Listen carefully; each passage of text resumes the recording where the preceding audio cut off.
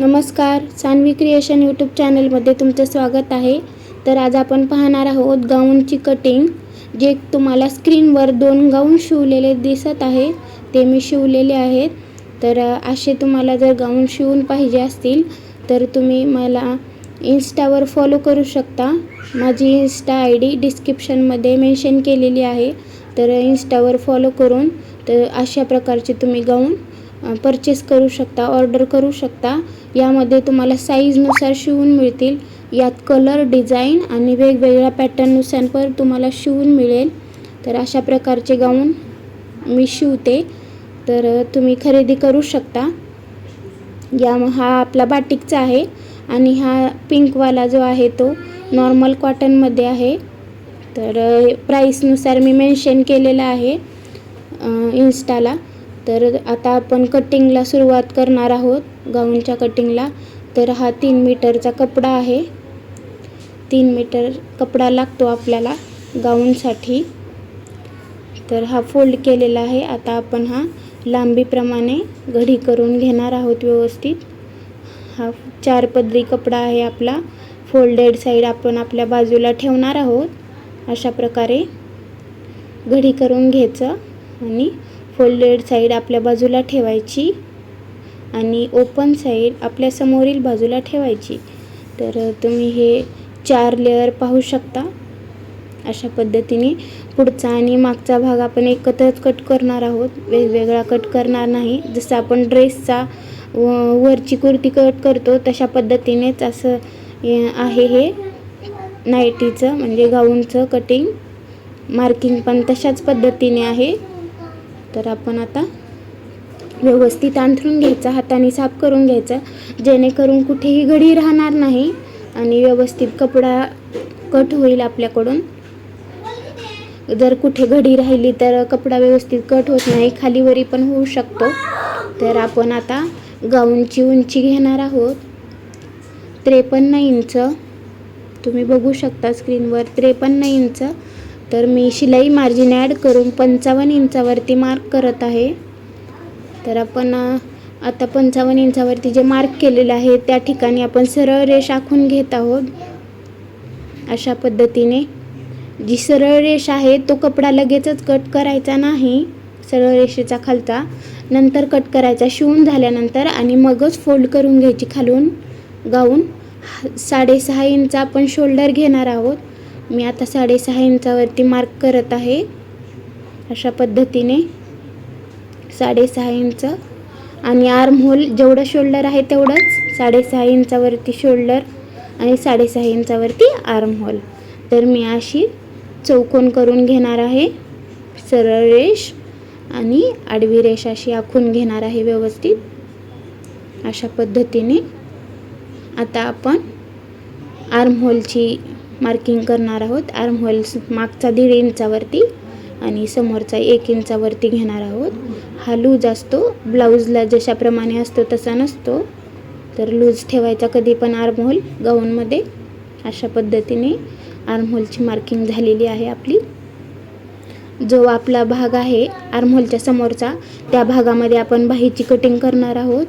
जो खालचा आपला भाग आहे त्या भागामध्ये बाह्याची कटिंग होत नाही, तर ह्याच भागामध्ये आपण बाही कटिंग करणार आहोत. खालचा भाग आपल्याला बाहीसाठी पुरणार नाही.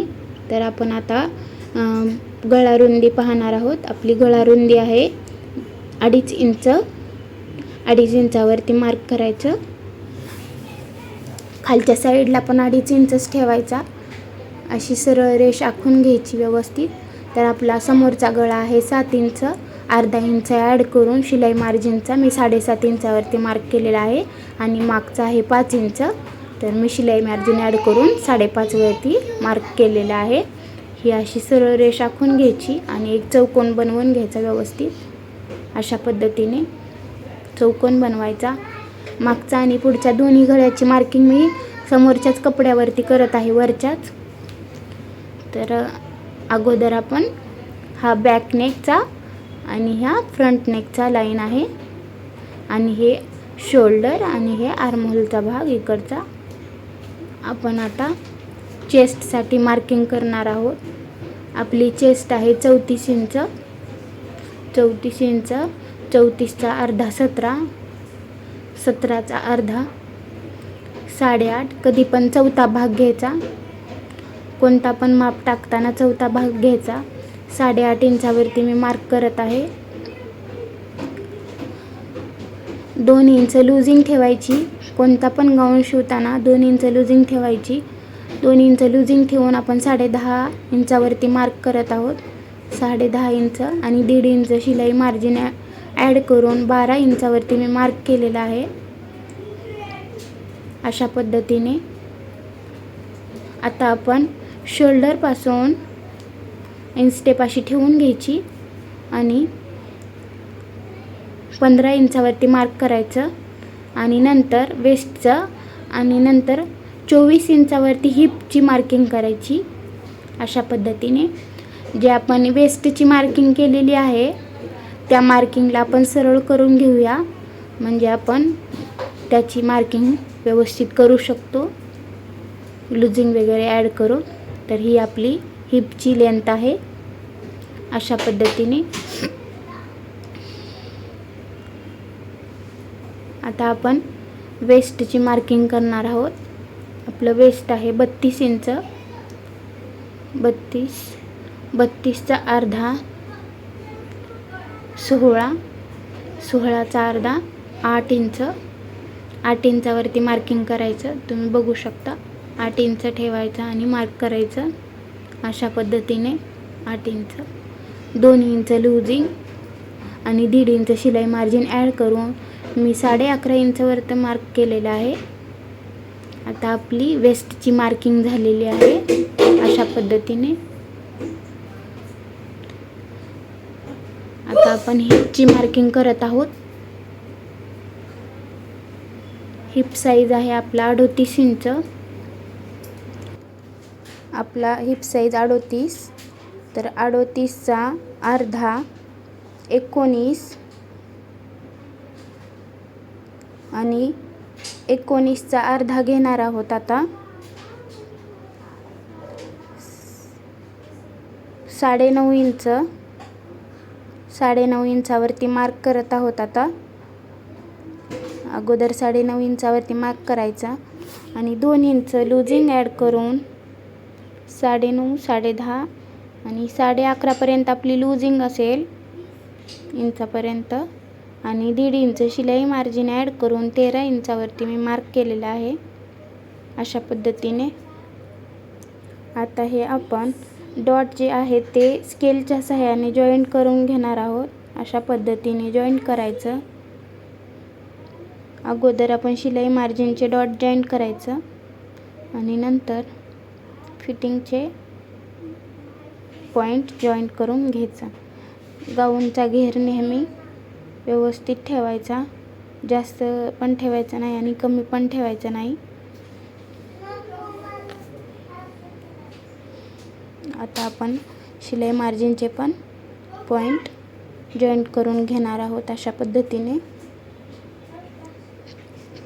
खालच्या साईडला मी 1 इंच इतकी शिलाई मार्जिन ठेवलेली आहे. 1 इंचावरतीच मी शिलाई मार्जिन करणार आहे. अशा पद्धतीने आपण शिलाई मार्जिन ची लाईन आखून घेतलेली आहे. आता आपण गळ्याची मार्किंग करणार आहोत.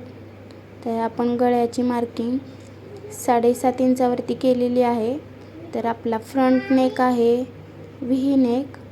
तर मी स्केलच्या साहाय्याने व्ही नेक करत आहे.